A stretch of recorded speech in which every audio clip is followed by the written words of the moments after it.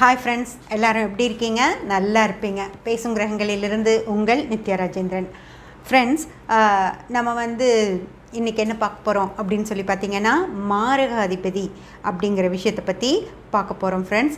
அதாவது நம்ம போன பதிவில் ஒரு பதிவுக்கு முன்னாடி நான் சொல்லியிருந்தேன் இல்லைங்களா, கள்ளசாராய மரணங்கள் பற்றி நம்ம பேசுகிறப்போ நான் சொல்லியிருந்தேன் இல்லைங்களா, மாரகாதிபதியை பற்றி நம்ம பேச போகிறோம் அப்படின்னு சொல்லி. அதுக்கு முன்னாடி அந்த விஷயம் நடந்ததுனால மாரகத்தை செய்யக்கூடிய கிரகங்கள், பாவநிலைகள் அப்படிங்கிற விஷயங்கள் பற்றி நம்ம கொஞ்சம் பேசிட்டோம். உங்களுக்கும் அது தெரிஞ்சிருக்கும் இல்லைங்களா. இன்றைக்கி நம்ம டீட்டெயிலாக ஒரு ஜாதகத்தில் மாரகத்தை செய்யக்கூடிய பாவங்களும் அந்த கிரகநிலைகள் பற்றியும் நம்ம பேச போகிறோம் ஃப்ரெண்ட்ஸ். இப்போ நம்ம மாரகாதிபதி அப்படிங்கிற விஷயத்த நம்ம பேசுகிறோம் இல்லைங்களா. அது பாரம்பரிய முறைக்கு யார் மாரகாதிபதிகளாக வருவாங்க அப்படிங்கிற விஷயத்தை தான் நம்ம இப்போ பார்க்க போகிறோம். ஏன் இந்த பாரம்பரியத்தை முதல்ல எடுக்கிறோம் அப்படின்னு பார்த்தீங்கன்னா, பாரம்பரிய விஷயங்களை முதல்ல பார்த்துட்டோம் அப்படின்னா தான் இனி அடுத்து வரப்போகிற முறைகள் எப்படி இருக்கும் அப்படிங்கிறத நம்ம தெரிஞ்சுக்க முடியும். அப்படிங்கிறனால முதல்ல பாரம்பரியத்தில் மாரகாதிபதி அப்படின்னா யார், அவர் என்ன செய்வார், எப்போ செய்வார் அப்படிங்கிற விஷயத்தையெல்லாம் முதல்ல நம்ம பார்த்துடலாம் ஃப்ரெண்ட்ஸ் இந்த பதிவில். ஓகே ஃப்ரெண்ட்ஸ், மாரகாதிபதி அப்படின்னா யார் அப்படின்னு கேட்டிங்கன்னா, மாரகாதிபதி அப்படிங்கிறவர் ஒரு ஜாதகருக்கு மாரகத்தை செய்யக்கூடியவர் அப்படிங்கிறது தான் மாரகாதிபதி அப்படின்னு சொல்கிறது. மாரகம் அப்படின்னா அதாவது மரணம், இறப்பு, அதுதான் மரணம் அப்படின்னா உங்களுக்கு என்னன்னு தெரியும். மரணத்தை அந்த ஜாதகருக்கு கொடுக்கக்கூடியவர் தான் மாரகம் அப்படின்னா மரணம்னு அர்த்தம். மரணத்தை அந்த ஜாதகருக்கு கொடுக்கக்கூடியவர் தான் மாரகாதிபதி. ஓகேங்களா. அது யாராக வேணாலும் வருவாங்க. இதில் சூப்பர் பவரை இந்த விஷயத்தில் சேர்த்திக்க வேண்டாம், எடுத்துக்க வேண்டாம் அப்படின்னு சொல்லி சொல்கிறாங்க. சூப்பர் பவர் அப்படிங்கிற ஒரு கண்டென்ட்டை நம்ம இதுக்கு முன்னாடி பாரம்பரிய முறைக்கு நம்ம பார்த்துருக்கோம். ஆனால் இந்த இடத்துல வரும்போது சூப்பர் பவரை எடுக்க வேண்டாம் அப்படின்னு சொல்கிறாங்க. இதிலிருந்தே உங்களுக்கு இதில் இருக்கிற வேறுபாடுகள் புரியும் ஃப்ரெண்ட்ஸ். அதாவது எந்த ஒரு கிரகமும் மாரகத்தை செய்யும். இதிலே பாதகாதிபதி அப்படிங்கிற விஷயமும் இருக்குது. பாதகாதிபதியை பற்றி நம்ம அடுத்ததாக பார்க்க போகிறோம். அப்போ உங்களுக்கு அதை பற்றியும் முழு டீட்டெயிலும் நான் உங்களுக்கு சொல்கிறேன். ஆனால் இப்போ நல்லா புரிஞ்சுக்கோங்க, சுபர் பாவர் அப்படின்னு நம்ம ஜாதகத்தில் இருக்குது. ஆனால் அந்த சுபரே இங்கே மாரகம் கொடுக்கக்கூடியவராகவும் வருவார். பாவர்னு சொல்கிறவங்களும் மாரகத்தை கொடுக்கக்கூடிய இடத்துல வர்றாங்க ஃப்ரெண்ட்ஸ். இதெல்லாமே இந்த பதிவில் நீங்கள் முழுசாக தெரிஞ்சுக்கங்க. அதுக்கப்புறம் இதில் இருக்கிற விஷயங்களை பற்றி நம்ம அடுத்தடுத்து வர்ற பதிவுகளை பார்க்கலாம். ஓகேங்களா. இப்போது மாரகத்தை செய்யக்கூடியவர் மாரகாதிபதி அப்படின்னா மாரகம் அதாவது மரணம், இறப்பு அப்படிங்கிற விஷயங்களை கொடுக்குறவர் அப்படின்னு நம்ம பார்த்துட்டோம். அது அப்படி இல்லாமல் இருந்தாலும் மரணத்திற்கு ஒப்பான துன்பத்தை கொடுக்கக்கூடியவரும் மாரகாதிபதி அப்படின்னு சொல்லி பாரம்பரியத்தில் சொல்லப்படுது ஃப்ரெண்ட்ஸ். அது என்ன, அது யார் அப்படிங்கிறத நம்ம முழுசாக பார்த்துடலாம். இப்போது உங்களுக்கு நான் இதுக்கு முன்னாடி சரம், ஸ்திரம், உபயராசிகள் அப்படின்னு சொல்லி முதலே உங்களுக்கு சொல்லி கொடுத்துருக்கேன்.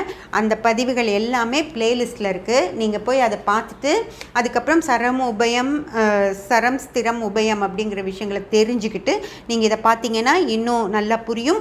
இல்லைனாலும் இதை பார்த்து முடிச்சுட்டு போய் சரம், ஸ்திரம், உபயம் அப்படிங்கிறது என்னென்ன ராசிகள், அது எப்படி வருது அப்படிங்கிறத பற்றியும் அதை பற்றின விஷயங்களும் நான் போட்டிருக்கேன். அதெல்லாம் போய் பிளேலிஸ்ட்டில் பாருங்கள். ஓகே ஃப்ரெண்ட்ஸ், இப்போ உங்களுக்கு ஸ்தரம், ஸ்திரம், உபய ராசிகள் எது அப்படின்னு நம்ம பார்த்துட்டு இதை ஆரம்பிக்கலாம்.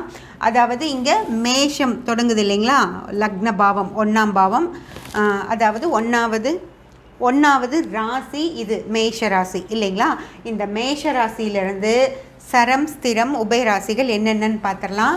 இது சரராசி ஃப்ரெண்ட்ஸ், சர ராசி. இது ஸ்திர ராசி, இது உபய ராசி. மேஷம், கடகம், துலாம், மகரம் சரராசிகள். ஸ்திர ராசிகள் ரிஷபம், சிம்மம், விருச்சகம், கும்பம் ஸ்திர ராசிகள். மிதுனம், கன்னி, தனுசு, மீனம் உபயராசிகள் ஃப்ரெண்ட்ஸ். ஓகேங்களா. இப்போ உங்களுக்கு சரஸ் ராசிகள் எது, ஸ்திர ராசிகள் எது, உபய ராசிகள் என்ன அப்படின்னு தெரிஞ்சிருச்சு. இந்த ஸ்திர உபய ராசிகள் பற்றி இன்னும் டீட்டெயிலிங் வந்து பிளேலிஸ்ட்டில் இருக்குது, நீங்கள் போய் மறக்காமல் பாருங்கள். ஓகேங்களா? இப்போது மாரகாதிபதி அப்படிங்கிறவர் இந்த ராசிகளுக்கு யார் அப்படின்னு சொல்லி நம்ம பார்க்க போகிறோம். ஓகே ஃப்ரெண்ட்ஸ், இப்போது சரராசியுடைய மாரகாதிபதிகள் யார் அப்படின்னு சொல்லி பார்க்கலாம். ஃப்ரெண்ட்ஸ், இப்போது சரராசியுடைய மாரகாதிபதி யார் அப்படின்னு சொல்லி நம்ம பார்க்கலாம். அதாவது சரராசி, இதுதான் சரராசி. சரராசி எது எதுன்னு உங்களுக்கு தெரியுது இல்லைங்களா? மேஷம், கடகம், துலாம், மகரம். இந்த 4 ராசிகளுக்கும் மாரகாதிபதியாக வரக்கூடிய அதிபதிகள் யார் அப்படின்னா 2ஆம் அதிபதியும் 7ஆம் அதிபதியும் இந்த சரராசிகளுக்கு மாரகாதிபதியாக வரும் ஃப்ரெண்ட்ஸ். ஓகேங்களா? 2ஆம் அதிபதியும் 7ஆம் அதிபதியும் இந்த சரராசிகளுக்கு மாரகாதிபதிகளாக வருவாங்க. ஓகேங்களா? அப்படி வர்றவங்க யார் அப்படின்னு பார்த்தீங்கன்னா, அதாவது இந்த மேஷத்துடைய 2ஆம் அதிபதி யார் அப்படின்னு பார்த்தீங்கன்னா சுக்கிரன். ஏன்னா ரிஷப கட்டத்துடைய அதிபதி யாருன்னு பாருங்கள், சுக்கிரன். அப்போது மேஷத்துக்கு 2ஆவது கட்டம் இதுதான், 2ஆம் அதிபதி சுக்கிரனும் மேஷத்துக்கு மாரகாதிபதியாக வருவார் ஃப்ரெண்ட்ஸ், சுக்கிரன். ஓகேங்களா?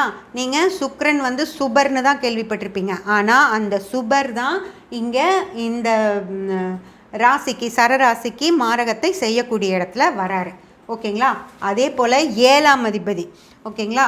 இப்போ இங்கிருந்து எண்ணணும், 1 2 3 4 5 6 7. 7ஆம் அதிபதி யார் அப்படின்னு பார்த்தீங்கன்னா துலாம் கட்டம், துலாமுடைய அதிபதி சுக்கிரன்.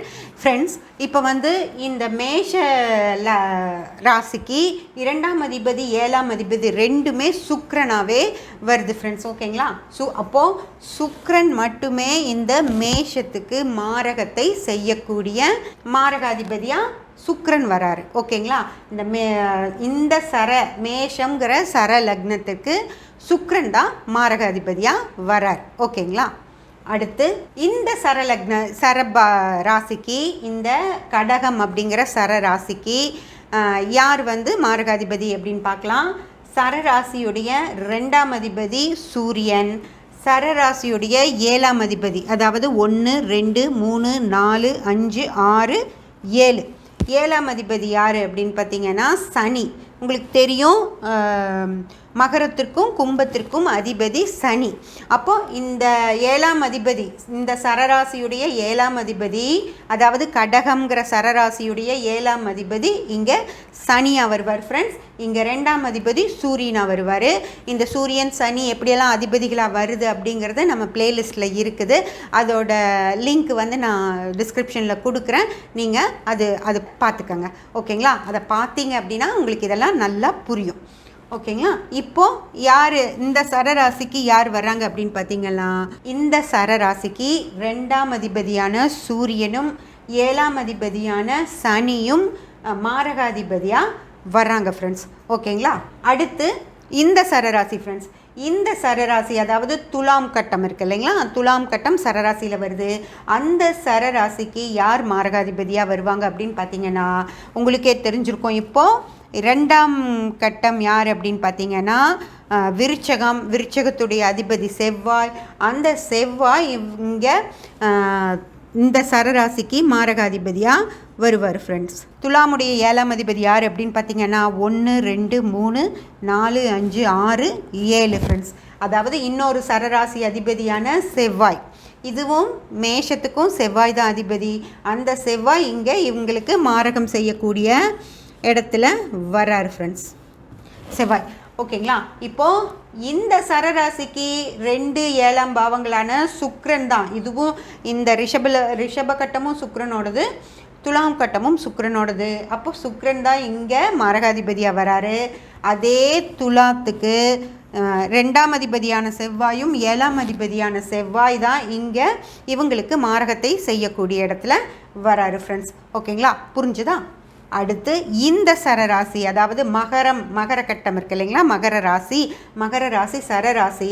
அந்த சரராசிக்கு யார் வந்து மாரகத்தை செய்வாங்க அப்படின்னு பார்த்தீங்கன்னா 2ஆம் அதிபதியான சனி. மகரத்துடைய அதிபதியும் சனி தான், 2ஆம் அதிபதியும் சனி தான். ஆனால் இந்த சனியே தான் மகரத்திற்கு மாரகாதிபதியாகவும் வராரு ஃப்ரெண்ட்ஸ். ஓகேங்களா?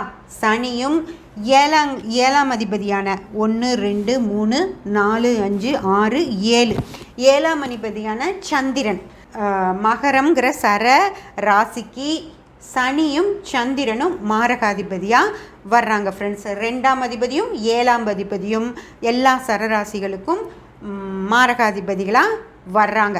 ஓகேங்களா?